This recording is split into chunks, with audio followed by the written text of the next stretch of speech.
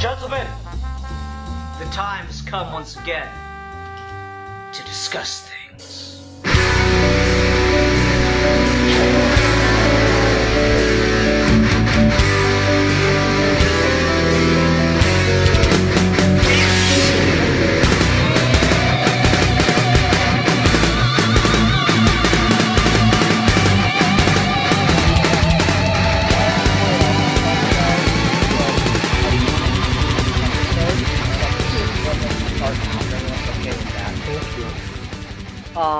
Hi everyone, welcome to this episode of Geeky Gentlemen. I am Sid Part 2. Joining me today is Steve Baxi and Milan Jeftik 1992. Hello, gentlemen. Hey, guys.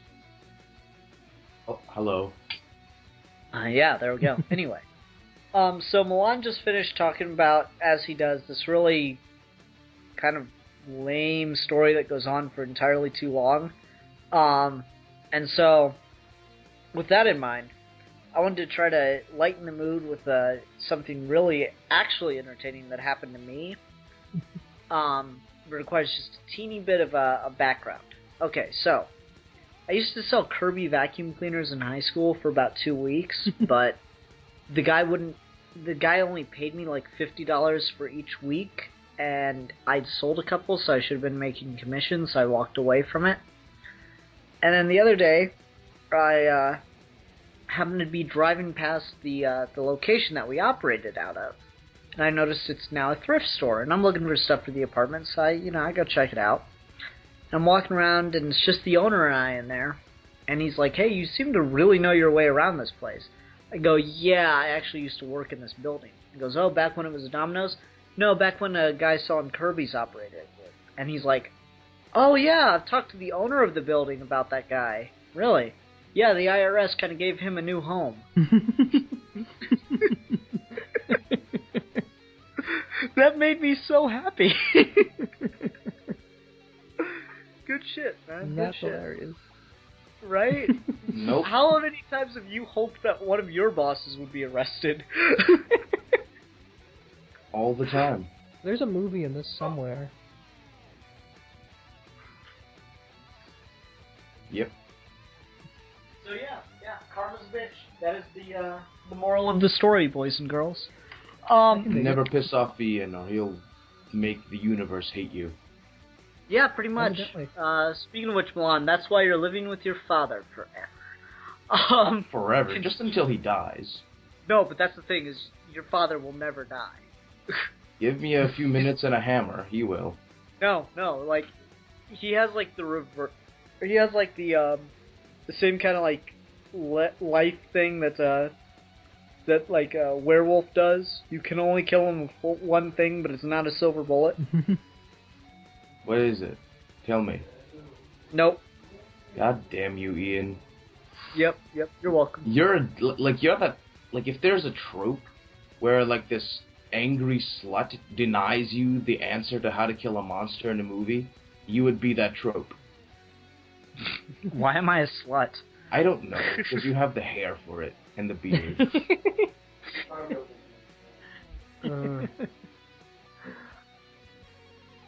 Okay then. So maybe we should get into what this episode is about, perhaps. Yes, this episode is about, basically it's going to be an excuse for me to have an episode and help me formulate my paper for a class that's due on Wednesday. So we're doing Ian's homework for him. It's great. Yeah, I mean, I should honestly, like, you have no idea how many episodes of Geeky Gentlemen are really just my homework. So only, like... Which ones are, like, am I actually gonna be in a bits of... Why is that bread here? But okay, anyway. my little brother just looked at me and said, "Why is there bread here?" I'm like, "Dude, you were eating in your bed. That's why we have ants and cockroaches." I was eating in bed? Yes, you were what? eating at night. The Munchies are a bitch, let's just say. Anyway. So I'm working on this this paper, and so I'm gonna do something before I announce the topic. Or no, I'm gonna announce the topic. Then I'm gonna do something that's really fucking pretentious. Hooray! Yeah, awesome. And Milan will, of course, mock me for it. Wow, that's a change. Goddamn. Yeah. Anyway, so we're gonna be discussing art versus history. And what I mean by that is, in this this poem that I'm writing this paper about, arguing about rather, John Keats basically makes the argument that that what is idealized and what is beautified and made in an artistic form, whether that be sculpture, painting, poetry, prose, whatever, is more true, or is the more important thing than what is actually around. And the line in the poem that solidifies this, for me at least, is beauty is truth, truth beauty. So that being said, just to give proper context, I'm gonna read a fucking poem. Hooray! That's gonna be awesome. Yeah, and feel free to add any commentary. So this is John Keats, who lived in the early 1800s, died at 26, 27. This is John Keats's Ode on Aggression Urn. Thou still unravished bride of quietness, thou foster child of silence and slow time, sylvan historian who canst thus express a flowery tale more sweetly than our rhyme. What leaf-fringed legend haunts about thy shape, of deities or morals, or of both? In Tempe or dales of Arcady, what men or gods are these? What maidens loth? What mad pursuit? What struggle to escape? What pipes and trembles? What wild ecstasy? Heard melodies are sweet, but those unheard are sweeter. Therefore ye soft pipes play on, not to the sensual ear, but more earned, pipe to the spirit ditties of no tone. Fair youth, beneath the trees thou canst not leave thy song, nor Never ever do can... audiobooks, man. Yeah, I know. Ian this is can't why I do said... poetry. Ian is just dude, I can't fucking read out loud. Yeah, this is Ian. Ian's poetry. Yeah, anyway, thy song nor ever can those trees be bare. Bold lover, never, never canst thou kiss, though winning near the gold, yet do not grieve, she cannot fade, though thou hast not thy bliss. Forever wilt thou love, and she be fair. I'm gonna skip some, just go to the last stanza, that's the important part, because I forgot how long this was. O Attic shape, fair attitude, with bread of marble, men and maidens overwrought, with forest branches and the trodden weed, thou silent form dost tease us out of thought, as doth eternity cold pastoral. When old age shall this generation waste, thou shalt remain in midst of other woe than ours, a friend to man, to whom thou sayest, beauty is truth, truth beauty, that is all ye know on earth and all you need to know. Alright. As I said, really fucking pretentious, but that's where all this idea generated from, so I wanted that out there. So, does anyone need to know what the, because I spent a fucking class period talking about this goddamn poem. Does anyone have any questions about what the poem's actually about? Basically, what I can, is this about, the art of the age is more important than the age itself or something? Is the communist art or / propaganda that was made so long ago more important than what actually happened? Yeah, that's kind of what the idea of it is. He's the poem itself is addressed to an urn with some kind of carving or painting on it, and he's wondering what is exactly going on. But the overall point of the poem is that the art speaks to him in such a fundamental way that it's more important than what it's actually about. This is going to be an interesting discussion, because you're reading John Keats that believes that the art is more important than the history that creates it, and I'm reading Plato's Republic, which is the exact opposite of that. Which is weird because you think with Plato and his whole forms thing, they'd get along better. Yeah, you would think. Well, Plato really likes art. He just can't seem to rationalize it within the Republic, and that's why the Republic would never work. But that's a different thing. Yeah. Art must only be commissioned. No art, only propaganda. Yeah, pretty much. That's Plato. Yeah, this is going to be a fun discussion so far. I can just feel it, because I just finished reading Book 10 earlier this week. The Republic. Yeah. I was going to ask you if you wanted to do a video discussion on that, but we can get into that later. Sometime. Yeah. Sometime. We can talk about how bad a form of government it would be, and, like, how the fuck would you have upward mobility and get people to stay in, and oh my god, it's just a nightmare. It's not practical, but it's certainly ideal. Anyway. Like most things in philosophy. Assassinate him. Yep. Anyway, so, I guess we'll just go kind of round robin, and we'll use what I consider the crux of the poem, the crux being the line "Beauty is truth, truth beauty," and I'm probably fucking that up, but whatever.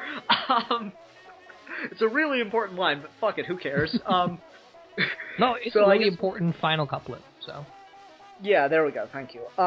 I guess we'll just kind of go around here and just give yes or no answer real quick. Do we agree?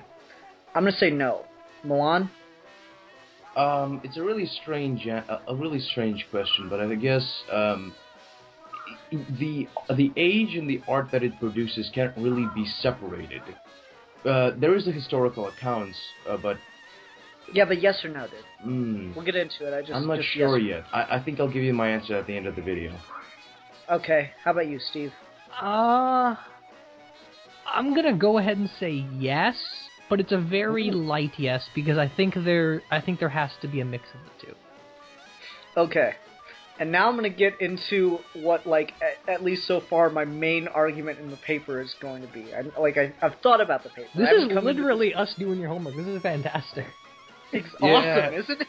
Yeah. Essentially, ladies and gentlemen, the geeky gentlemen have now turned in a more educational, avenue. You know what I'm going to do is I'm going to get a copy of Dragon Naturally Speaking onto my computer, and I'm just going to transcribe the episode.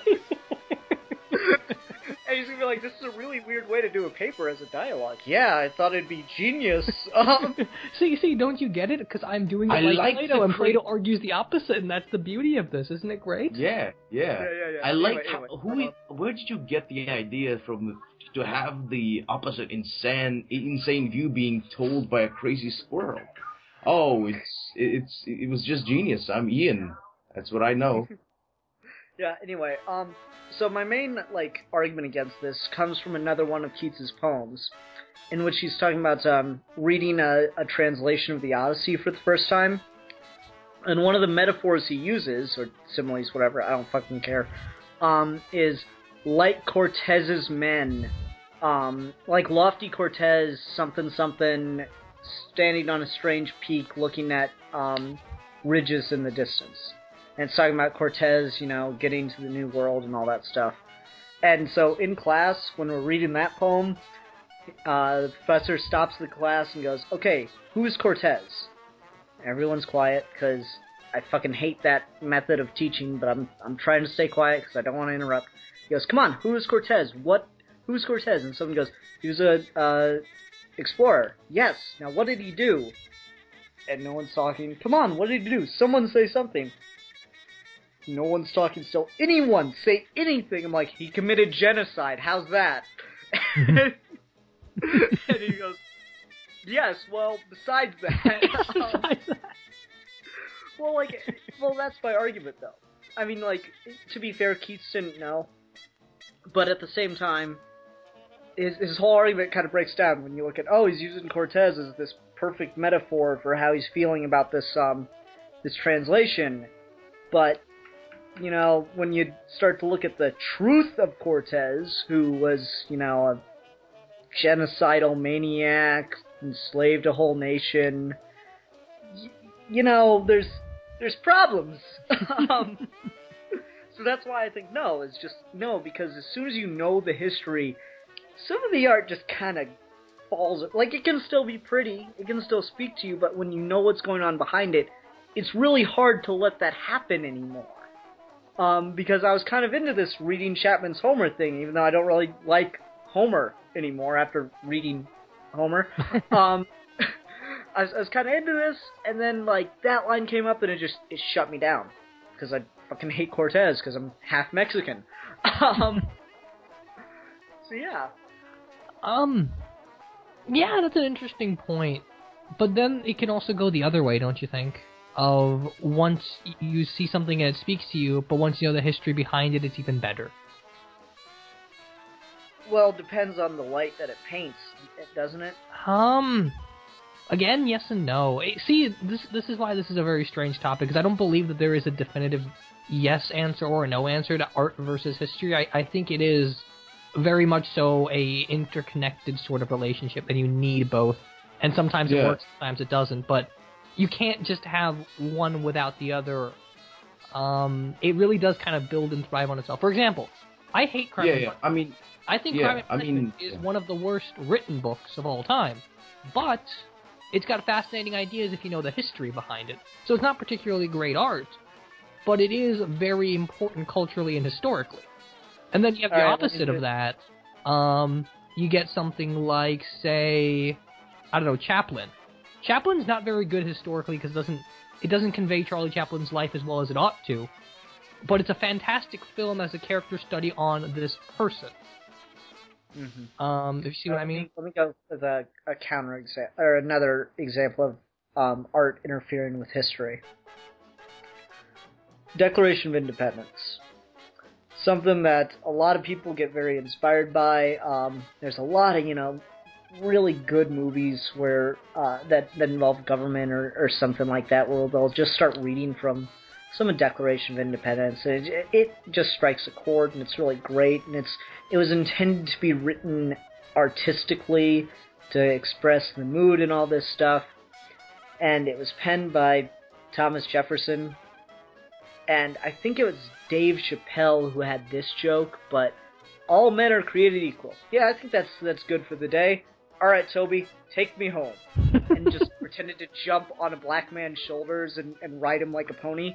And yeah, I mean, once you know about Thomas Jefferson and most of the founding fathers owning slaves, it's a problem. See, this is what comes of romanticizing history. Art really does kind of like give the best side of history, depending on what side you might fall on. But art is as a thing, like, it cannot define an age. It cannot express the reality of the situation at that time. It can only express the point of view of the poet or the storyteller telling it, because art and history, like, history informs art, but art not necessarily informs history. It may inform the mindset of that person who wrote the poem at the time, but it doesn't express the general view overall. I don't really like this whole romanticized view of history.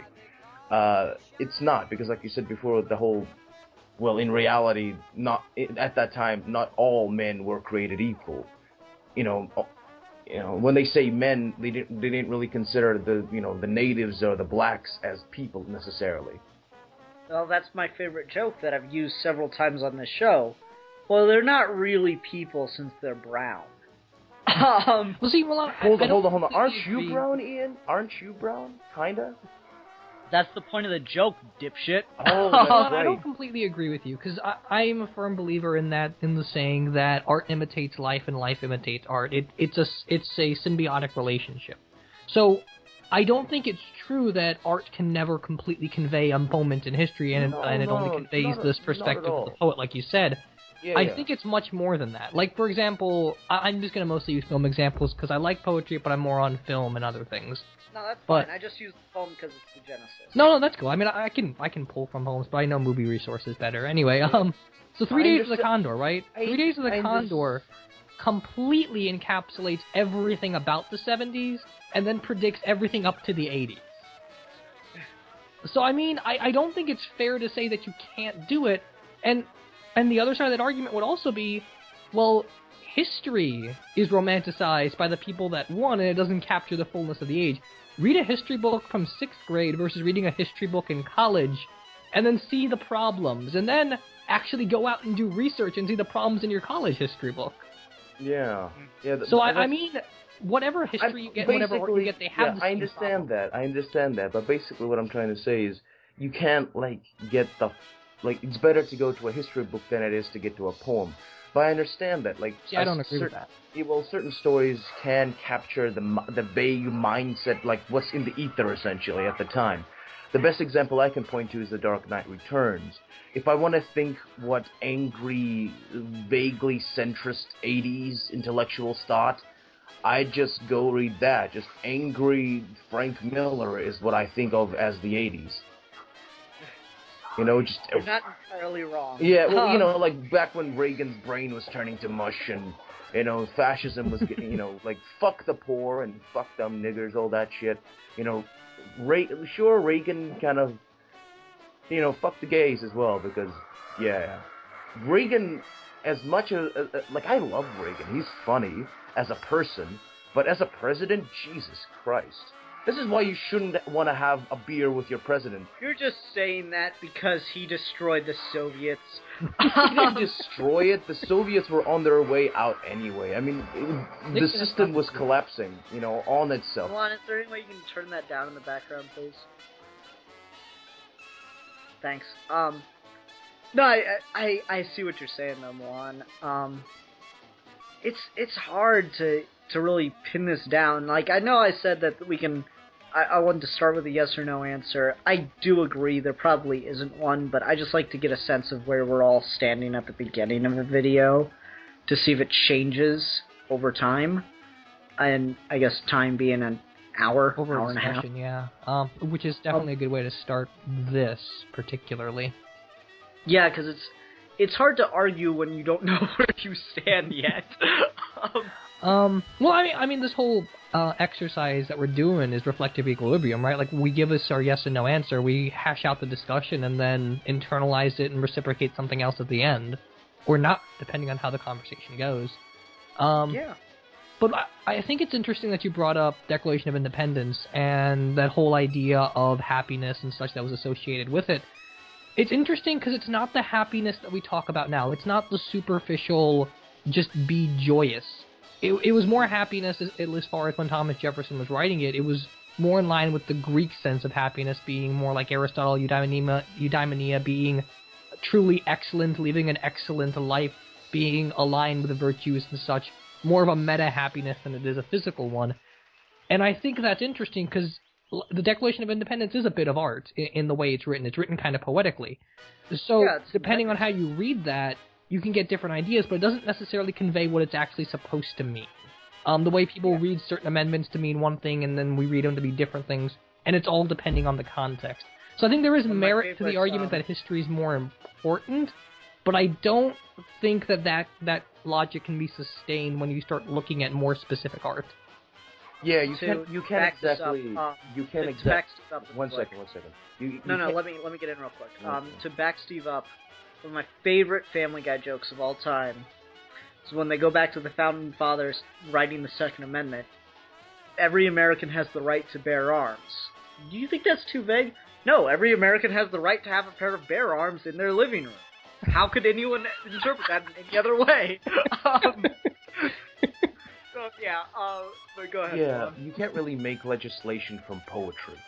You know, it's like, yes, you want to get you want to inspire the people and whatever, but essentially, like, when it comes to brass tacks, you can't exactly, like, hey, can we have guns? Oh, the lily must not be gilded. Something along those lines. What? Exactly. It's like, can we have guns or not? The sky dragon weeps in its mountain castle as it masturbates over the virgin pure. What the fuck are you talking about? Can we have guns or not? The angels cry. Oh, fuck off. No, I see where you're coming from, and I think that's why so much legislation nowadays is written so... It's like, You know what? We should just get everyone out of Washington and just replace it with people that have Asperger's and make instruction manuals. And the government would run so much more efficiently because everything's just geared toward that now anyways, and there's still somehow complete fucking misunderstandings of how to do everything. Yeah, my favorite example essentially of all that get all the people off the internet, the ones that just do nothing but write My Little Pony / fiction, and just make them write legislation. That's a perfect idea. Well, I mean, my favorite example of what Ian's talking about there is Title IX. Because the people who wrote Title IX thought, like, this is a great law, this is totally fair, it makes perfect sense. And then you had hundreds upon hundreds of court cases surrounding it because it was too fucking vague. Yep. So, and I mean, people still talk about it as being this, like, this great law and great for civil rights and all that stuff, but those people probably didn't read it when it first came out. Yeah, and, like, it's crazy, though, because you look at the Declaration itself, and it was intended to be written artistically and all this stuff. And not to fault Thomas Jefferson, I bet at the time he was writing it, he didn't think there'd actually be a country. Fair enough. It was kind of a suicide pact at the moment. It really was. So I don't think he really thought, like, 200 years from now that, I think at the time they were writing it, because you gotta remember, we had the Confederate States of America for, 10 years or so, Something give or like take? That. Before they had to fucking rewrite everything to try to make it last a bit longer. There's going to be planes? Oh my god, I thought this was going to end in a thermonuclear holocaust. No, I don't think he thought far enough ahead to think that someone who wasn't either directly around or related closely to someone that was around at the time that it was all written would ever be running the show. Yeah. Yeah. He essentially was just stabbing history in the dark, hoping that whatever sticks. Like, I'm going to try to be as poetic and kind and the best I can be and hope that people in the future don't fuck it up. Yeah, I mean, one of my professors explained it really well, I thought, when he said that Thomas Jefferson at the time of his writing thought he was going to be Thomas Paine, not George Washington. Oof. In the sense that it was more about the ideas that we would interpret, not the fact that we were going to practically be leading based on this. And I think that's a very fair assumption to make. Yeah, I really like that. I like that too. And I don't think anyone, I don't think Thomas Jefferson ever thought slavery wouldn't be a thing. Yeah, exactly. He grew up assuming that black people are always going to be inferior and stuff. And yeah, but fucking Washington, he certainly did like his African flesh. I mean, every other black guy is called Washington, for fuck's sake. Oh, shut the fuck up. I mean, we're actually bringing up slavery in this argument because, I mean, if we're talking about history and art influencing each other, Uncle Tom's Cabin. Yep. I mean, if anyone says that history can't be profoundly impactful or can't be profoundly impactful to history, look at that as just one example. Essentially, the book is, like, black folks believe in Jesus, and isn't this white woman just the best? And the thing about Uncle Tom, he's not, like, I understand where Uncle Tom likes to sing, like, you're an Uncle Tom. But, like, Uncle Tom gets beaten to death because he doesn't want to, like a girl and her son, whatever, run away from the slavers, and he gets beaten to death by two Sambos because he doesn't, like, he literally gets beaten to death for not saying, like, where they went. So, Uncle Tom, like, I don't understand where that, like, slur comes from. Like, you're an Uncle Tom. So, you're a trustworthy friend? I don't know. Like... That's a good question. Yeah. I think it's just the general attitude of just, humble black man. I don't know, that's a good question. It's weird to see where, like, certain interpretations come from. And I'm not sure if this is connected or not, so let's follow it down for a little bit here. Because you have things like, it's a much less dramatic example than what Milan brought up, but you have things like Beam Me Up, Scotty. He never fucking says that. That's true. Elementary, my dear Watson. Yeah, so, I don't know, because that's, I guess, a version of society influencing the arts after it's been created. So I don't know. Do you think that's connected or Well, not? I guess like certain certain bits of literature influence the common language and the vocabulary. I mean, maybe it's because like you're meant to read something. If everyone's reading a certain thing, you know, you're gonna get it just enters the zeitgeist. Exactly. Yeah. Like that's why we're always like referencing comic books and shit, and everyone else is like, "What the fuck are they talking about? Who is this Grant Morrison person, and why does the fat Russian want to fuck him?" Yes, that's the thought on everyone's mind. That is the heartbeat of the nation right there. Indeed. Well, I mean, there's a lot of those phrases, right? Like, just the facts from Dagnet, or Luke, I am your father, or we don't need no stinking badges. We don't need no stinking badges is awesome now. Yeah, play it again, Sam. I'm not sure how many more there are. Frankly, my dear, I don't give a damn. Yeah. Like, but those are actually from the things. I'm talking about just. Well, I mean, no, everything I listed wasn't from the thing. Like, no. What? We don't need no stinking badges is right from the movie, and then it gets played over and over again. But it's a misquotation of that line, isn't it? Like, what's his name? Like, Darth Vader never says, "Luke, I am your father" in the film either. He says, "I am your father." Yeah. Okay. I'm pretty sure we don't need the stinking badges is right out there though. Because Mel Brooks parodies it directly in Blazing Saddles. Well, I know at least a couple of those for sure. It's not important. Have you noticed that most of these sayings like Uncle Tom and Luke and all these other things you've mentioned, they're kind of misinterpretations of the actual work. I mean, that's what we were just talking about. Yeah. Yeah, it's weird because at that point it's the culture, like being super aware of it, but obviously not everyone has seen it. Right. So essentially, it's a slang by hearsay. Yeah, I guess. And I'm not sure if that because that's an obvious example when you get the president of the United States going, "We're gonna have a Star Wars program," but it has nothing to do with the movies at all. You get to a certain point where the art is now definitely affecting the history.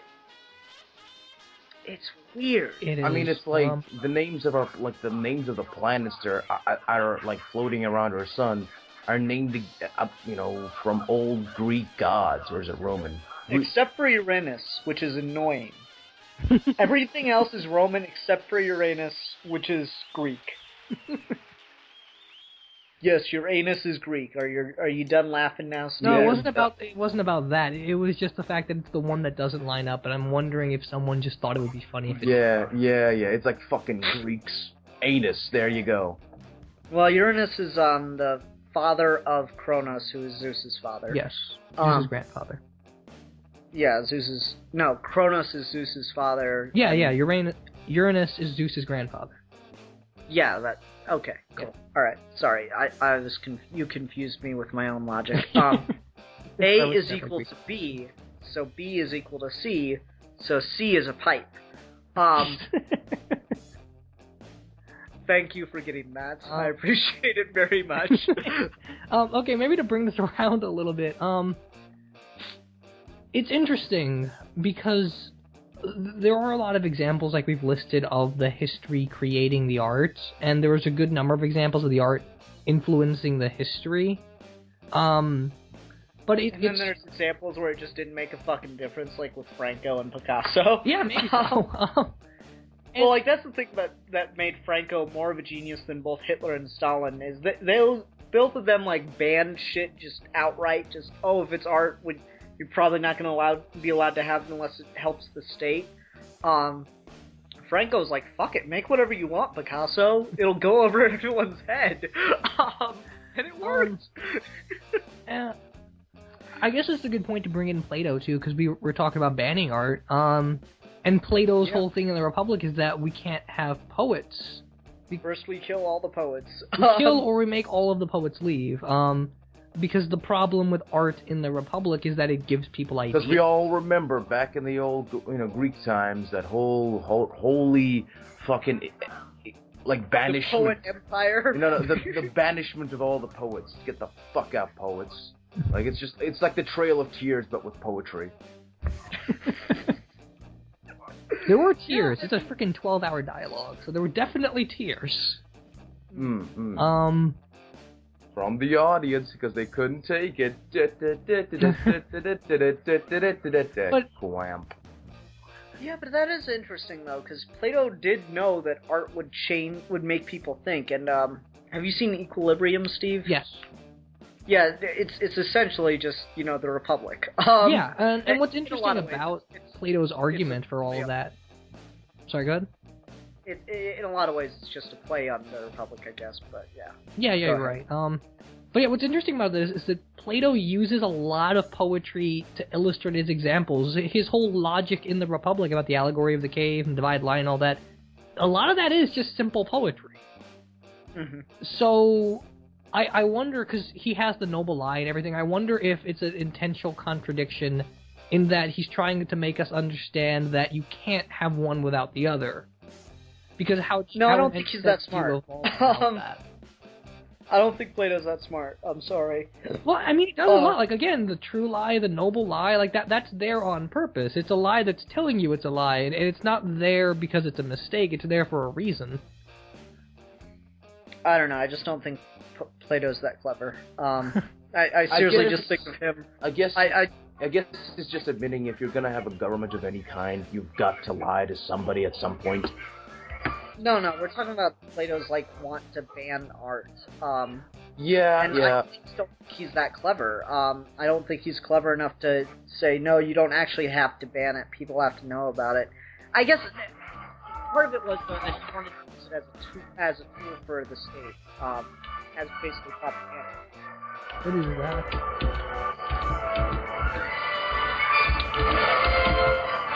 What? What's going on in the background? Someone's we're playing having an orchestra. No, we're having a space adventure. Carry on. Okay. But anyway, yeah, it's weird because he also goes into his whole theory of forms and such, and a lot of that really doesn't make sense without the art. Yeah. And I mean, his whole notion of justice is built on on the rig of Gyges, in the sense that whatever you use as justice, it has to be so powerful in that Gyges would not use his ring out of simply the definition. And again, that's another aspect of poetry he's using to define his actions of justice. Well, at the same time, though, isn't there something to the idea that, to the society that he lived in and the society he was talking about setting up? I think he'd be fine with the rulers of the society, the philosopher kings, understanding what he's talking about, using artistic and metaphorical thought and all that.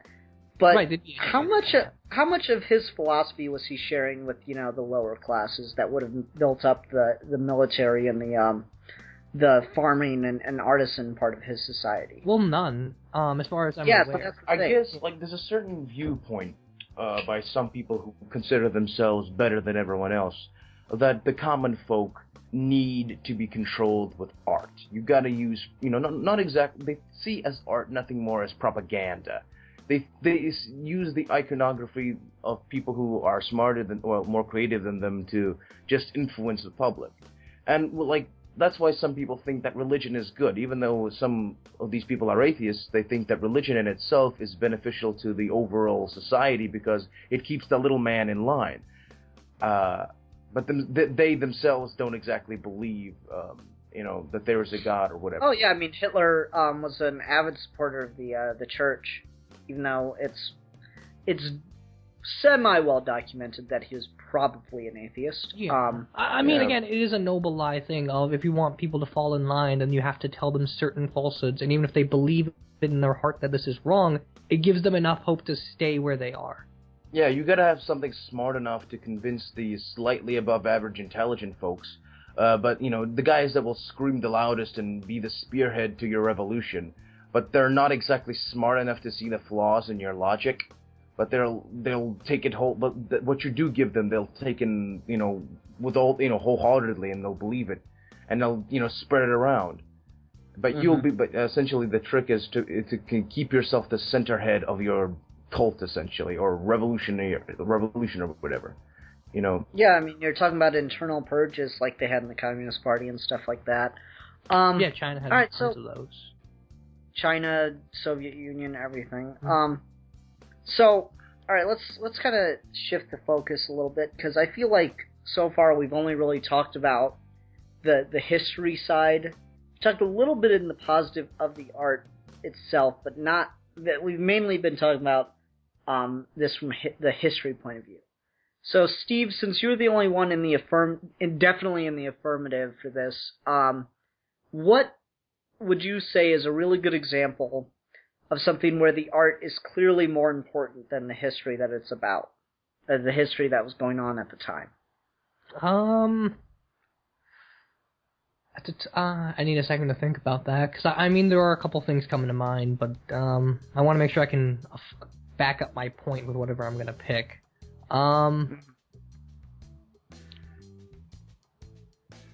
Okay. How about something like The Odyssey? Okay. And I say that because it's sort of my stand-in for the first story, like the cave paintings on walls and such. It's the most concrete of all of those first stories where stereotypes come from. I don't think it matters necessarily if you know anything about Greek history. If you read the Odyssey and you understand the Odyssey, that's as good as anything you'll get from learning the Greek history properly. Because it encapsulates everything that is to be Greek. It has everything that Aristotle said, everything that Plato said, everything that Socrates said.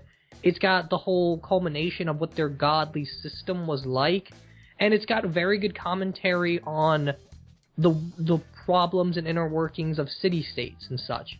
Now, the problem, of course, that you could bring out with that is that, well, it's almost like a Bible thing of where do you separate the fact from the fiction. Yeah, I mean, how often did Zeus try to seduce Hera by telling her about all the women he slept with? Come on, like, can we get a number read on that one?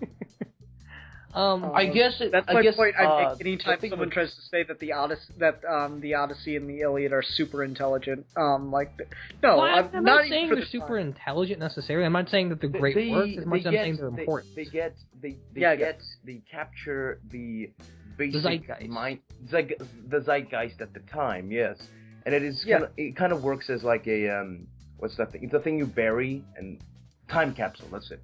It works like a cultural time capsule. I guess it won't be as great if we had a little bit more from that time period. We have so little to work with, and I guess the Odyssey and the Iliad by default kind of become the most important things because that's all we kind of have.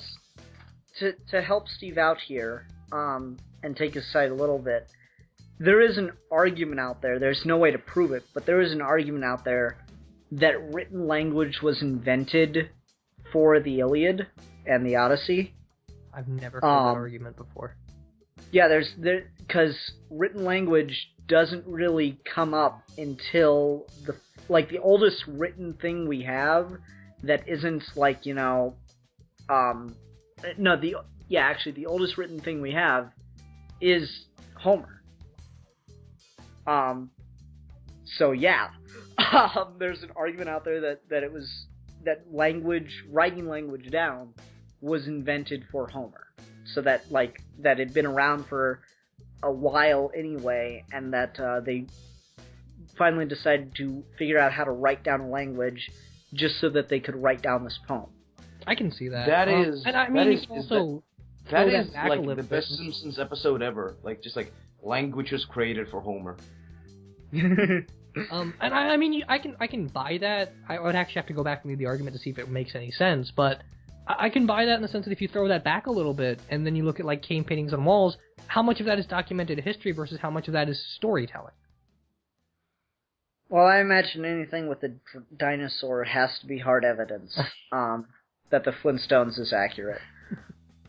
But no, I mean in a more concrete sense, like, we have the Great Hunt and stuff like that, and they're all there as artistic pieces, but there are also enough of those cave symbols around to say, well, how much of this is someone's family history? I just watched Snowpiercer today, and there's a great argument made for history versus art in that film, where you have a guy going around drawing because they don't have any way to, like, written word or bind books and such. So he's just drawing important events throughout history, but there's certain things he's omitting based simply on the fact that we don't want our people to know this yet. And when you look at some of those pictures, the problem you see is, well, how much of this is the exaggeration and how much of this is the actual history?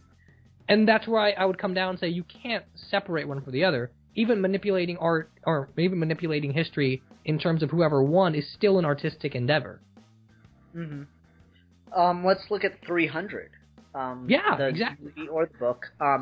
I still say that is the most historically accurate film I've ever seen, because they present it as a soldier that was there telling the story in order to inspire other soldiers. So, I mean, that's exactly how a Spartan would tell that kind of story. We were all, like, naked, we had our abs out, especially when you know a lot about Greek culture. Yeah, that's exactly how you would fucking tell that story. It's essentially... If you want an argument for gays in the military, 300. Yeah, like, funny, like, isn't, like... I have a question about that. People say, like, there's a lot of boy fucking there, but was there... because they were pedophilic, or was it because they wanted to mentally scar the child, so they want to kill more? No. Greek culture in general. Plato ranked sexual relationships. At the very top was man and young boy. Under that was man and woman. Under that was man and man. Under that was man and woman, and then there was a couple other little things, and then at the very bottom was woman and woman, and he didn't really get that, but he knew it happened. It happened enough for him to, like, spend 3 or 4 paragraphs in the Republic saying we shouldn't do this, maybe. No, but, little boy fucking was a very, celebrated, part of Greek culture, and it's not...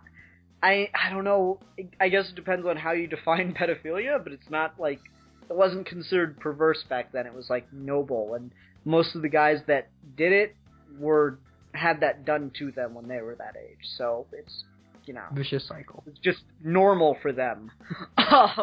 Yeah, and, thankfully that grand old tradition is not, well, I guess in the Catholic Church, but, I think another Greeks, interesting bro. example we could bring up here is maybe Sherlock Holmes, and we wouldn't have things like gunpowder residue tests without those stories. Mm-hmm. And that's so fucked up because Sherlock Holmes was written by a guy who believed in fucking fairies. Right? Isn't that weird? No, it's true. I think Sir Arthur Conan Doyle was, like, one of those guys who's really good at creating characters, but was actually really fucking gullible and kind of stupid himself. Houdini, my close personal friend, is obviously a mystic, and he just won't tell me about it. Weird stuff. It's weird, it's so weird to see those, it's the same thing I have with Austin Scott Card, though not exactly that venomous. Like, he writes about, let's all get together, equal brotherhood, let's all hear everyone's side of the story, and yet he hates the fags. And me being a fag, I can say that word, faggot, faggot, faggot. But it's shitty fag, shitty fag, how do you do? Indeed. Sorry. It's okay. Ian, by using a word, you've hurt me physically. Good. That's how that was what I was going for. It's okay. Everyone, Ian is like my straight friend, and so is Steve, so it's okay. Oh my god. I gave him permission to use the word. It's okay. Don't worry about it. Every time this kind of conversation comes up, I'm just reminded of, my favorite line in the Boondocks ever, where Uncle Ruckus is ranting about the word nigger being used too much because it takes away the sting. So he goes, next time you want to call a porch monkey a nigger, I say you call that coon a jigaboo instead. So he gets 6 racial slurs into one sentence, and it makes perfect sense. Uncle Ruckus has become a cultural touchstone in the history of America, at least in the South. Sure. Anyway, They're representative of the South, at least, yeah. I love Uncle Ruckus with the passion of 1,000 suns. Anyway, no, but all right. So back to the Homer thing here, real quick, because The Odyssey does a lot to tell you, like, how the Greeks thought. It obviously doesn't tell you anything real about, it tells you what they believed to some extent, though it's... See, it's weird, because there's these things called humorisms, or humanisms, or something like that, where, and it was written in the time that people still worshiped the Greek gods and everything, where people would write the quote-unquote real-life version of this. So it's like when you get, it's like when you get movies nowadays where they take kind of the fantastical stuff out of it, like Robin Hood, like that Russell Crowe Robin Hood movie. Where they take all the crazy, fanciful stuff out of it and just strip it down. It's like, here's what it was actually like. Only the humorisms were, like, really kind of more silly than the myths themselves. You know what's interesting? So, like, Hercules and... Before we begin, you know what I find most interesting about that? Like, stories cannot be, cannot have a longevity if they don't have some silly, interesting, actiony parts in them. Like, what are the stories that's why comic books, I think, are like, that formula, that basic formula, like, nowadays at least, or even back then, like, social commentary, action, adventure, character development, they have to have, like, let me get this, before I do so. That's why they have to do that. Sorry, dude. Basic, so, like, Hercules and wrestling Cerberus is a really famous one. He goes down to the underworld and wrestles the three-headed dog, and then takes him back to Euripides, and then blah blah blah. So the humorism for that is he was hired to find this, like, stud dog that a guy was using for breeding, and it had been hidden in a cave with two bitches that it was, like, constantly mating with. And Hercules dragged him out of the cave and brought him back. And it's really silly because I'm like, who the fuck would hide a dog in a cave? It would fucking wander out like 2 minutes after you leave. It's silly and it's not as interesting. I'm just like, why would anyone write a big epic tale about going to the underworld over that anyway? So I think that's the whole point. People lose the point of the story. It's like, if you take away all the fanciful parts from the myth, then the myth is fucking retarded. And I think that's kind of what Keats is getting at, is the beauty of it. The beauty of it lies in the fact that it's not fully true, and that's what makes it more important, I guess, than the truth. And I don't agree with that, because I find truth to be an important thing, particularly when we're talking about historical representations of things. But even so, I don't think it's as much of a literal truth as you might be taking it, though. Because, again, even if you're reporting history, quote-unquote, truthfully, then there's still an element of art in how you present it anyway, right? Like, if you ever read the Guns of August book, it's essentially a World War I narrative that explains the history of it as if it was written as a fictitious story. Mm-hmm. And there's still a certain level of art that goes into that. And the truth in that would just really be how well the story works upon itself, not necessarily the facts and figures of it. Yeah. And I suppose that's fair. It's hard. I don't think you can get truth in the way you're talking of just, like, blunt facts, even if it's history. Yeah, I mean, obviously interpretation is everything. Winners write history, I'll give you all that. But at the same time, there's clearly things that are more true than, a guy went to the underworld and brought back a three-headed dog. Yeah, but I mean, the truth of that story would come from what you can interpret from it. Yeah, but I mean, there's certainly a line, though, isn't it? I mean, is interpretation everything, or do we need some kind of objectivity with it? Well, objectivity implies subjectivity, and subjectivity implies objectivity. They work together. Yeah, but I mean, like, should we just forget that Jefferson owned slaves, I guess? No. Not necessarily, no. But even if he did, or even if you knew that he did, then how much is that going to weigh on everything else that you see throughout history? Throughout history, or throughout the history Jefferson's relevant to? The thing is, what's important is is to never, if you start like denying those little historical hypocrisies, like these Well, I'm not guys saying talked about. denying them. Well, kind of. That's the whole point when you know the society is becoming a little bit fucked up.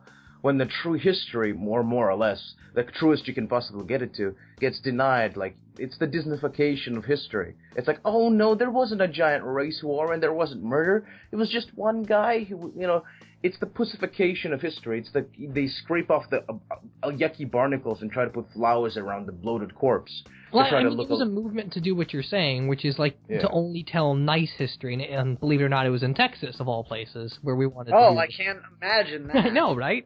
But yeah, there was an attempt to do this, and needless to say, it didn't work. But the point I'm making is not necessarily that we're going to pave over the history that we don't like or isn't agreeable. I'm saying even the truth of a history is coded in art, and art in itself is coded in history, and you can't separate them. And you can't say that there's nothing but the blunt truth of history, because there's not. Words have connotations. You can't escape that, ever. Yeah, I agree, but at the same time, I think there's certainly a level. Alright, I'm kind of ashamed of myself for continuously quoting, essentially bad comedy shows, but Big Bang Theory. I hate that. Has this line that was pretty fucking hilarious, which is, Sheldon's talking to this guy, and the guy goes, "Oh no, you couldn't be more wrong."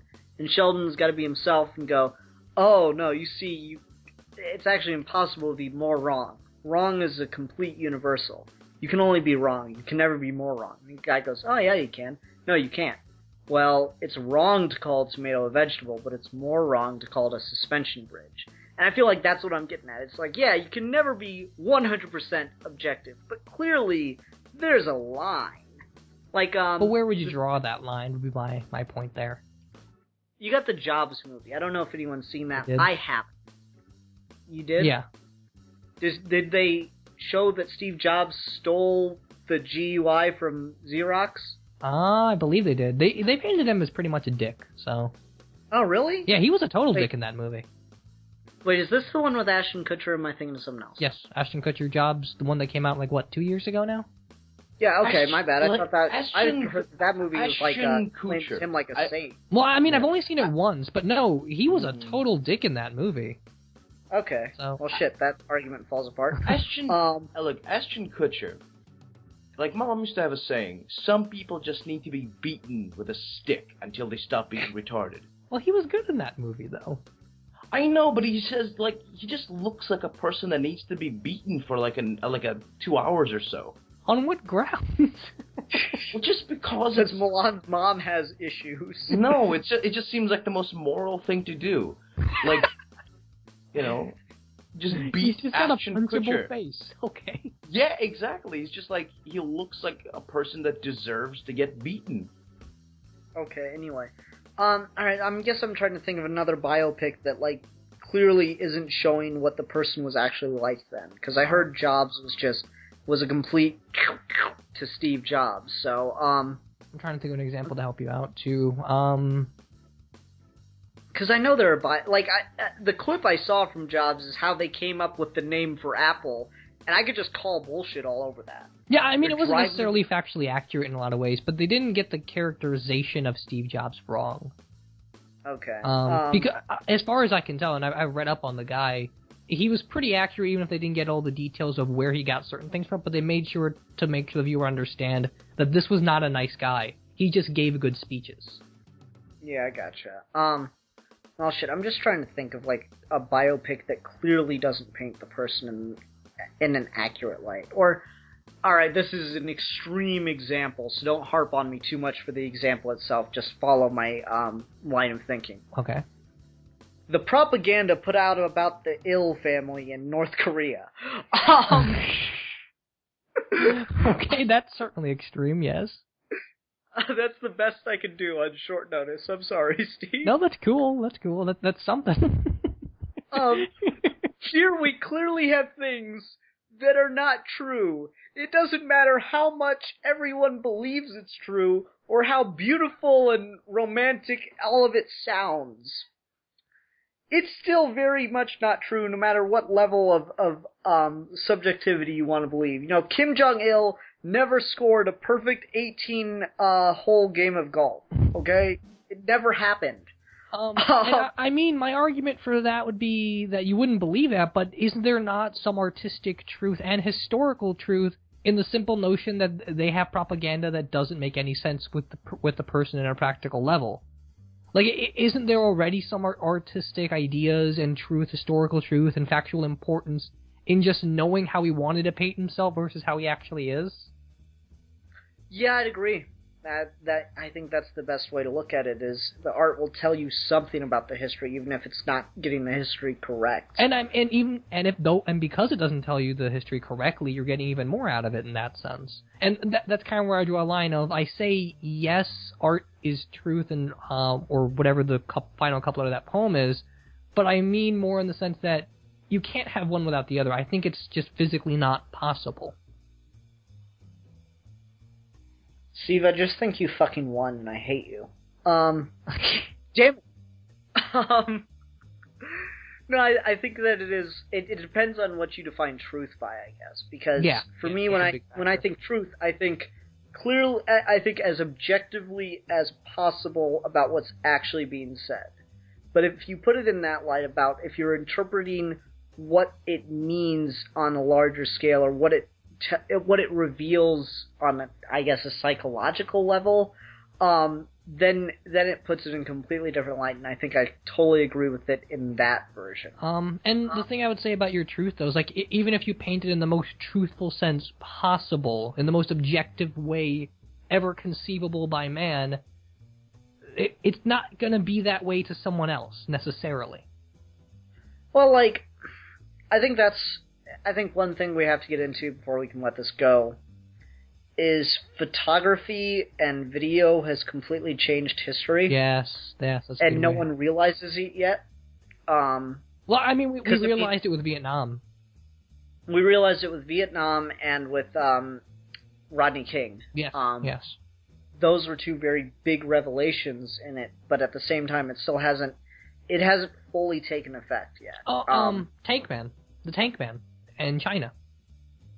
Yeah, and guess what? It didn't change anything. It didn't change anything in China, but it certainly gave us very interesting historical and artistic truth about China.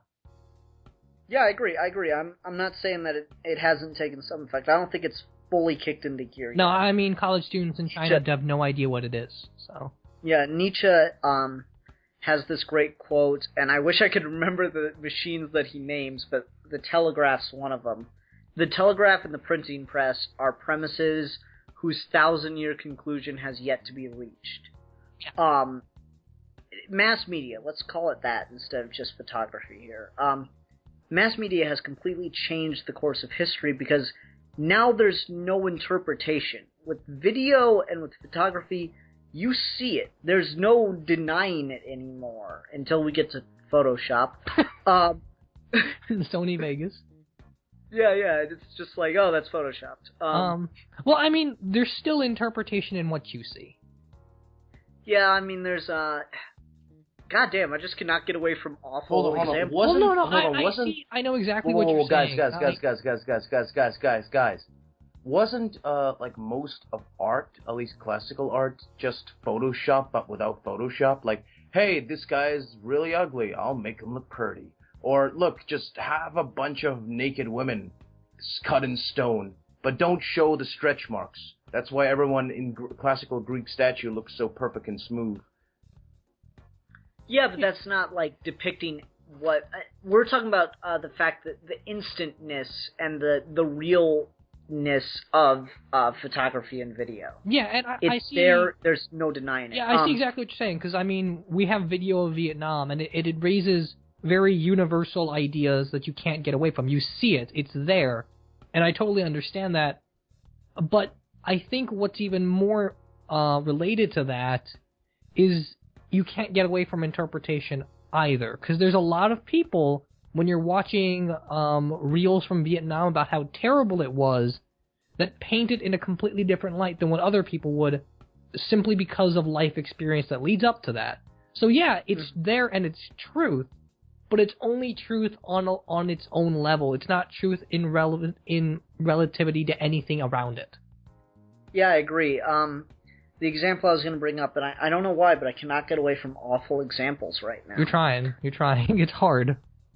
There's a Martin Lawrence movie, so you know, confidence already, where it's like playing on the whole Rodney King thing, where he gets pulled over by a cop and some people start videotaping it, and while the cop is like talking to him outside of his car, a bee flies in between them, but you can't see the bee on the videotape, and Martin Lawrence starts freaking out, and the cop that he's talking to starts freaking out, so the cop pulls out his nightstick and starts like swatting at the bee, but because of the angle that this video is being shot at, it looks like he's hitting Martin Lawrence, and Martin Lawrence drops and gets stung by the bee, and he's allergic, so when they take photos of him in the like jailhouse and everything, he's all swollen up and everything, so it just becomes this whole fucking media nightmare. Is that National Security? I have no idea. That Eric Roberts movie? I really don't know. Okay. I just remember this scene. Okay. Because I feel like I've seen this. Like, yeah, it's like Rodney King happens because of a fucking bee, though. So it's just all the fucking rioting. No. You know what happened? Basically, like, space aliens possessed the police officer's mind at that exact time. And they... Oh, well, we've all been there. Yeah, definitely. No, but like, so you do get a certain sense of this isn't real enough, or we can't be 100% sure it's real, and I think there's an argument there, but, you know, you're not going to convince me that Watergate was just a misinterpretation. No, that's true. That's very true. It's like you said, it's how you're defining the word truth, and it depends on how you want to attack this topic, because I think John Keat meant something very different by truth than I think what you were saying initially. Yeah, I think it does. I agree. It is an argument of definitions at a certain point, and we should have listened to the Joker and defined our terms ahead of time. We should but have. to be fair, it's fucking poetry, and this is the problem with trying to argue about poetry. Is what do you mean? Well, he only gave me fucking 14 lines. And he didn't feel the need to elaborate or define anything in those goddamn 14 lines. You don't understand. He was speaking in the language of the soul. I mean, that sounds pretentious the way you put it, Milan, but I think there's a legitimate case for that, though, right? Like... Oh, definitely. As much as I rag on poetry, it's still, you know... Like this is what I would compare it to. You're reading about D-Day in a textbook that explains that these forces were here, the building was like this, and they lasted this long. But then you see the scene in Saving Private Ryan. Exactly. Or you watch Fury, or something like that. Like, that's a total different or you watch, experience, like, and yet the truth is in the fiction. Here's, actually, to completely contradict that, the original, they sent, like, fucking 50 cameramen, or, no, wait, even more than that, some fucking outrageous number of cameramen with them on D-Day, and, they only released tapes that the, like, government felt weren't too graphic for the American public, but they kept all the footage. And to get the vision that Spielberg got of the landing at D-Day and Saving Private Ryan, he had to sue the government in order to gain access to those tapes and watched all of them. So that gives you an idea of how the truth is still more graphic than the fiction, but the fiction's finally just portraying it in the way that it was originally meant to be. That's true. I think what I was trying to get at with that, though, is you watch the tapes and it's left to your own interpretation, and that's how it goes, but when you watch actual D-Day, you're getting a very specific feeling from it. It's designed with an intent behind of how you should feel. And that can be a problem on its own, but it's also there to make the truth more so. Yeah. And yeah, this is kind of the problem of it's poetry, like you said, and John Keat meant a very specific thing, but we don't have any evidence of it because he didn't feel the need to elaborate. because he thought it was said enough, and I agree with that to a certain extent, but it still doesn't change the fact that it's kind of messy, because you can say, oh, truth in the sense of the spirit of the time, but that still doesn't do anything for my Cortez example, now does it? Yeah, you're right. But then it might also be that you can't necessarily use the poem out of its original context also. If he's meaning it to be quote-unquote poetry of the soul, then you can't use it to make an argument about a very literal thing like historical textbooks and stuff. You'd have to keep it on its own terms of representative history. Or representative art. But at the same time, I guess, but at the same time, it's problematic to make that claim of, oh, well, because this thing was a beautiful moment, like, even in that, because what I know about this is beautiful, then it makes it supersedes whatever truth you can say about it. But then it creates the issue of ignorance is bliss in that case, doesn't it? Because once you know about Cortez, once you know about fucking Columbus, you'll never celebrate Columbus Day again. Not at all. No, that's the thing. That's where that's when you say, like, how do you differentiate propaganda from, like, cultural propaganda from actual historical fact? It's a bitch. Yeah. Because, I mean, Teddy Roosevelt is Indeed a president everyone fucking loves, but Teddy Roosevelt was out stomping for colonialism, and you know what Teddy Roosevelt's argument for American colonialism was? Anyone that doesn't support American colonialism should leave this fucking country, because colonialism is how we started this country. Big diplomacy. You can't get away from that with that guy. Yeah, but I mean, everyone fucking loves Teddy Roosevelt. Oh, he was a badass. He got shot during a speech and finished the speech. Yeah, he was kind of an asshole. But he was a likable asshole. He shot, like, bears and monkeys and elephants and shit. Yeah, PETA would be pissed off if we had a president like fuck that. PETA. PETA is awful. They fucking torture dogs. What? Yeah, fucking PETA actually, they actually been taking dogs, stray dogs, and essentially killing them, euthanizing them themselves. And there's a whole slew of hypocritical bullshit. Just look up PETA. PETA is a fucking... Well, I don't PETA like is PETA. horrible. I've never heard of that. Okay. Uh-huh. No, it's certainly interesting. Yeah. That actually reminds me of another, I guess this is more journalism than art, but, you know, whatever. Journalism is actually maybe where we should take this, because that's the medium between the two. Alright, let me go ahead and get this example out then. I want to say Kansas, one of the farm states. Kansas, Nebraska. Yeah, one of those passed a law recently that bans undercover filming in slaughterhouses and livestock farms, because too many animal rights activists have been infiltrating undercover with, like, cameras and stuff. Is that Idaho case that's been in the news? There we go, Idaho. Yeah, too many have been infiltrating with cameras and getting footage of how these guys are breaking all these laws. So they somehow managed to get a law through the state legislature that says you're not allowed to be on property with the hidden camera, and if you are, you can't use that as evidence in a lawsuit because you broke a law. Like, that's stupid. But that law has also been getting constant debate and tackling and such, because it's an anti-whistleblower law, and this is right on the heels of Snowden.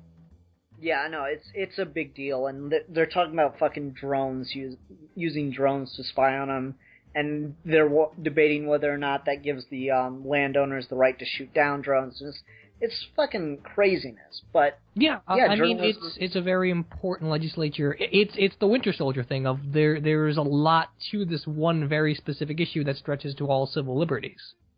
Yep, and I think that's where it gets really interesting. Someone just has this animal rights thing in their head, and they want to expose it, and, you know, they fucking should, because some of these slaughterhouses and livestock farms, you know, I've read The Jungle. Once. That's enough times.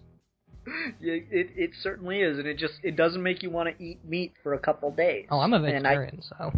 Oh, I didn't know that. That's interesting. Yeah. I love meat. I adore it. Yeah, me too. Like, I don't think about it while I'm doing it. I would certainly support legislation that would make slaughterhouses and livestock farms more humane. But that being said, you know what? I've been eating meat for 23 years. I don't really see me changing anything anytime soon. I can be a hypocrite because this isn't that important an issue to me. Anyway. But here we have, someone's artistic vision, or not artistic, but idealized vision of the world affecting the real world, right? Yeah. Because they're spying in order to, help make their idealized vision of the world, which is either an end to slaughterhouse or livestock, and major regulations on it, and it's actually starting to affect things. Yeah, So and I mean, there's a moral... This middle ground comes in. There's a moral debate there, definitely. But it also bleeds into how you're presenting the case and where the evidence come from, which is why I said earlier that journalism is like that perfect medium, or ideally, it's that perfect medium between art and history. I love that line in All-Star Superman where it's, you're a bumbling idiot, but you write like a poet. Something like that. Yeah, the Da Vinci of crime. It sounds like a compliment, but there's a sneer to it, isn't there? Reporters don't write their headlines, Lex. Sure. And side note, I've always felt like, it's weird that they've never really done it except in All-Star Superman, but I don't even think it's Clark's story. It's weird that Clark Kent has never been the one to bring down Lex Luthor as opposed to Superman. Funny enough, that was going to be the thing before Jeff Loeb had to go and make Public Enemies. Yeah. Fucking Public. Yeah. Fucking Jeff. I enjoy the Public Enemies movie enough. It's got its moments, but God, that is a really stupid ending. It is. Essentially, it's like, that part in your childhood when you just had a big beefy Superman and Batman toy, you just had them smashed together. Like, yes, and then Lex Luthor shows up in a robot suit, bam, bam, bam, yay. That's exactly what it is, and that's exactly why I don't like it. Mm-hmm. Oh, come on, you've got to admit that the entire DC Universe Rogues Gallery versus Batman and Superman is pretty cool. It'd be cool if it was done better, but... but I mean, just the novelty of seeing it happen in animation, if nothing else, is fun. You gotta give me that much. Yeah, I can give you that, but then I also have Justice League Unlimited. True. And I don't like Justice League Unlimited very much, but, I thought it did it better there. What? Well, I just don't like it because I hate the endings. The season finales for both seasons are terrible. How so? I guess we're going on a separate tangent here, but season 1, tangent within a tangent. You have all of these very fascinating political and superheroic ideas about what the Justice League places in the world and what Superman should do about Lex Luthor, and whether or not Superman is entitled to give Lex Luthor another chance, yada yada yada. And you end it with a big superhero fight, where it's Lex Luthor just going mad because he's Brainiac now. You undercut everything to do a big battle royale, and then it's the exact same thing when you do Darkseid showing up at the end, because there's all of these ideas about power and controlling power and such, and then it just degenerates into a big fist fight. Well, isn't that like most superhero comics? No, because Grant Morrison does that so much better. Paul Dini does that so much better. Dennis O'Neil does that. Frank Miller does that better. They are terrible endings. And I also hate the epilogue episode. I think the epilogue episode completely ruins Batman Beyond. I disagree with you entirely, but we're not going to get into that right now. Yes, yeah. That's a totally different thing. But anyway, back to this topic at hand. So Ian, I've got a question. How much in class have you guys analyzed this poem? Does your professor have a very specific vision of it in mind before you write the paper, so then we know where to go from here? Well, no, we just talked about the poem, and I get to write the paper whatever the fuck I want to write the paper about. This is just the idea that I got while we were reading this poem. Does art and history, does art supersede history? Okay, because I'm just asking, because when I write papers in ancient philosophy, it's more about analyze the questions and the arguments, and I wasn't sure if you had some kind of directive with your paper. No, I get to do whatever the fuck I want, as long as it's related to Keats, and that's the thing. I'm going to tie it to this poem, to on first looking into Chapman's Odyssey, and then I probably can throw one more reference to Keats in there. Okay. But I'm mostly just going to be talking about how it's a very strange thought. Yeah, fair enough. Or not strange, but it's a very interesting thought, and there's a lot to go into with it, because it's such a toss-up sometimes, and it all hinges on what the fuck you mean by truth. Yeah, and I don't think we're going to get any deeper than that, necessarily. Because what more is there? Like, I don't think... I do pretty firmly assert that you can't separate art and history. And then even if you define truth in very specific ways, at what point are you taking the poem on merits that it didn't create for itself? And at what point are you taking the poem on its own merits and ignoring the historical factors? It's really hard to get that perfect medium. Yeah, I agree. It's I mean, it certainly invokes thought, and that's important. Yeah. It does what it's trying to do, and it makes you think, but at the same time, it's just really difficult to, like, make an argument about a poem because, you know, every word counts, but in what way does it count? And since it's so up in the air on interpretation, you get to the point where you're up in the air on interpretation. Yeah, that's fair. Essentially, poetry is that one girl in class that you think is flirting with you, but you don't want to come on too strong because then, you know. Funny enough, that's basically how my relationship with Haley started. That's hilarious. Haley. Because I've had like 5 relationships. I don't know if the girl liked me or not. So. But we dated for like 2 years at a time. It was weird. I can't pick up on flirting. I am just incapable of this. When I was a kid in high school, I literally could not understand flirting. Like, girls were showing me their panties and touching my ass, and I'm like, what? Like they had like this one girl, like at the end of my first high school year, with this cute little blonde girl, blushing, and her friend was like dark-haired, angry chick. And like I was sitting down, they sat next to me, and the black-haired girl sat in between us two, and the blonde girl was blushing. And the black-haired girl's like, you know, she likes you. I'm like, what? She likes you. And the girl was blushing and everything, and I could not comprehend that somebody could like me. And I'm just like, you're joking with me. Like, no, dude, she fucking likes you. I'm like, really? Like, why? She's like, you're a fucking idiot. I don't know why. She likes you. And the girl just got even more red in the face. That's hilarious. Yeah. Anyway. There were so many opportunities for poontang in high school. I was just too fucking retarded to see them. Like, they were just like, you know, here's my vagina. Stick your face in it. I'm like, what? God damn it, Milan.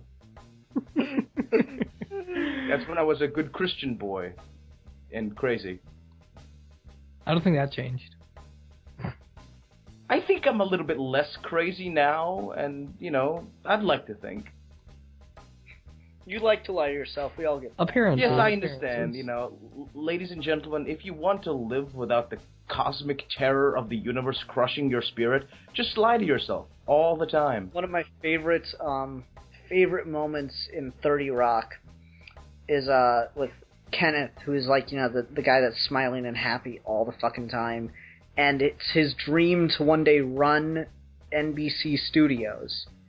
And he goes from being, you know, a fucking tour guide one day to being an actual executive in the company.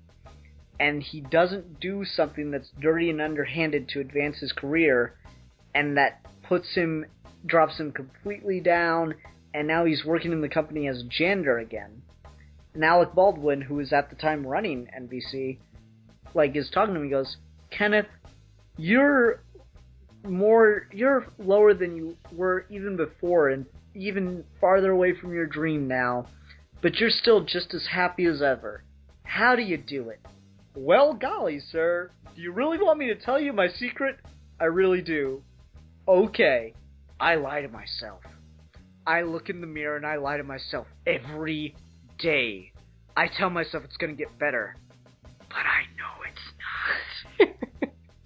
Okay, have a good day. It's just the most fucking dramatic thing ever. The thing is, that is not exactly perfect. Like, you shouldn't lie when you look into the abyss. Just laugh along with it. Okay, and I think that's It's actually some really good advice, Milan, I'm not gonna lie. No, it is very good advice. Yeah. Okay, everyone. So I think that's it. Do we want to rate art versus history, Steve? I mean, we can, but I don't know what I would give it. All right. Let's give quick final thoughts here and decide whether or not we've come down yes or no, or changed our mind, or what's up. Milan, since you never gave us a direct answer, yes or no, art versus history, is art more important or not? Well, on a purely aesthetic level, like, art is important, but personally, I much prefer history to be unfestered and uninfected by the biases of the past. Like, I want to, I just want to see the most, as descriptive and realistic recount of the past as I possibly can. Art is all good, but, and I'm an artist myself, but just from a sheer practical purpose, history needs to be unbiased. For reality. It's cool. And that's a weird thing, like, you'd think, like, the schizophrenic would be pro-art, but no, he's pro-reality. Yeah. How about you, Steve? I go the other way, namely because I think what Milan is saying is impossible. I don't think you can get a separation of the two. There is a practical level of history, but I don't think there's any way to get the art out of history or the history out of art. It's a completely symbiotic relationship. Okay, I don't agree quite that much. I think that there's certainly a place for both, but I'm much more on a yes side than I was when we started. So I'm going to have to say, yes, I think art is probably more important than history, just because it can serve to show us objective history, because we can look at more than one source of art, and it can also tell us just the method of thinking at the time, which is arguably more important. Yeah, agreed. Than whatever the event happened to be. Agreed. So I think that it's certainly, if you have a direct source of what's going on, if you have video evidence that clearly isn't being tampered with or edited or anything, compared to a lovely little poem, you should probably go for the video evidence if you're writing a historical paper. But the poem can certainly tell you something about the thought process in the zeitgeist of the time, and I think both are very important. But I guess, like, my mind here a little bit. I guess from the perspective of a good historian, the main basis of reference is the actual history, but the artistic pieces from that time and place really help to inform the historians, like, the basic mindset of the people who lived back then. So I guess they kind of, in a way, if you see them in that way, both history and art can complement each other. Yeah. The final word I would throw in there is that if you get a degree in history, it's an art degree. So take that for what you will. Awesome. Okay. So we need a review topic next week. Who's got one? I think I've got something. Is it my turn, though? I don't know. Milan, do you have something? Nope. Okay, Steve, it's your turn. Okay, cool. Well, you guys already know what it is, and I think I said it last time we were on mic, but I've been looking for an excuse to finally sit down and watch this movie, and now I finally will. Why don't we review The Iron Lady? Okay, do you know if that's still on Netflix yes. or not? It is? Yep, okay. It's on my list, so. Alright, cool. That'll be, well, it won't be fun. It'll be interesting. Maybe. It's probably going to be like 2.5 hours of Milan ranting, "She was a bitch!" Well, I mean, my very close to second pick was Gandhi, but I don't want to subject us to a movie for 191 minutes. Oh, man, I like And Gandhi. exactly, you get exactly Gandhi, the same but thing. I only watch it once. Yeah, you're only going to get the same response. She was a bitch! Oh, Gandhi was a bitch? Gandhi was awesome. Yeah. Yeah, I'm kidding. I love Gandhi just could... The thing is, Gandhi just really sucked at fighting, and so he just kind of, like, put on this act and made the whole world think he was a genius. I don't know, but I do love Gandhi. I think that's a really great movie. Yeah, I agree. The actor who played Gandhi has now been typed... Yeah. Where do you go from there? He's perfect. He was picked because of his ears. He's perfect for the role. I know, but, like, after you do Gandhi to such a great level, what else do you do? Well... See, it's funny, Steve and I were having a conversation about, like, superheroes. Yeah. Steve and I were having a conversation about superheroes and race, and I'm like, there are no fucking there are very few Mexican characters. And Steve goes, well, what about Indian superhero characters? We don't have any of those. I go, well, you got Gandhi, and that's close enough. I agree. Well, actually, you know what? I've actually, the actual pantheon, the Hindu pantheon, like, there's actual comic books of those stories, and you see a lot of Indian movies, and those classic, Indian, comic book retellings of the classic myths have kind of become the superheroes of their culture. I mean, look at Life of Pi. He says, like, oh, those great colored comics were my superheroes. But those aren't very good. India's cinema and India comic books and storytelling is not very good post-1980. Well, they're getting there. Not really, no. They haven't made one good movie in like 20 years. They're working on it, I promise. They're trying. They're trying very Right now, they're just going through a phase where they're playing around with the technology, I think. Maybe. And I'm saying this from experience. Like, my parents watch Indian movies. I am Indian. I go to India, so... Whoa, you're Indian? You're Indian? On my side here. You're Indian? Yes, yeah. I thought you were Jewish. What?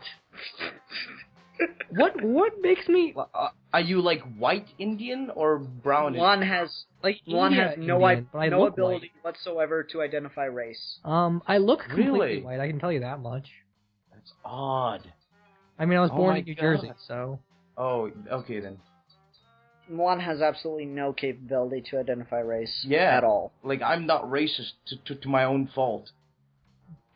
You're like I'm not racist Barry. to a just fault. sees everything in black and white. Black and white? I thought that was the problem. I didn't see anything as black and white. No, it's just a running joke with him. You know what? A few days ago, my little brother's friend, this like proper black Nigerian fella, called me his nigger. Looked me in the eye, grabbed my hand, and said, Milan, you're my nigger. And I'm like, thank you, black man. Holy shit. I gave him some weed then. So anyway, Ian, do you want to close this out? No, I was planning to make this like a 3-hour video of just us bullshit. No, I'm kidding. No, I mean, I could go for that, but... Sorry, Bill's asking me about Doctor Who, which I haven't seen yet. Oh, I was almost about to spoil it for you, too. Oh, I'll fucking come to wherever the hell you are and murder your face with your face. I mean, it's a pretty great ending. Shut up. Shut up. Shut up. Shut up right now. Okay. Before I sick Peter Capaldi on you and he'll be all like, get ready for it, laddie. Those fucking eyebrows. Yeah. Anyway, so, alright, so next week we're talking about the Iron Lady, which actually that's a really interesting topic to go for. You know, I think this month is going to turn into, if we can get another idea topic that's kind of, like, related to history, this might just turn into, like, actual history month, because the example I could have brought up that I didn't, fucking Addams Family Values and their take on Thanksgiving. I love that movie. Yeah. Yeah. Because, I mean, we've got Thanksgiving coming up, so that could be interesting. We just spend every video this month talking about something related to history. That could be fun. Yeah, definitely. Right. Yeah. Like, we'll consider it. An actual intelligible conversation about history on the internet. My God. Okay. It'd be greater if we did religion. Everyone's doing religion. Fuck religion. Okay, I'm trying to stop the video, but I can't for some reason. I keep getting distracted, and then you guys start talking, and it's this whole thing. So everyone, thank you for listening. Next week, Iron Lady, Iron Lady, Iron Lady. Until next time, I'm the philosopher. I'm the politician. And I am the madman. And we are your geeky gentlemen, and we will be discussing things.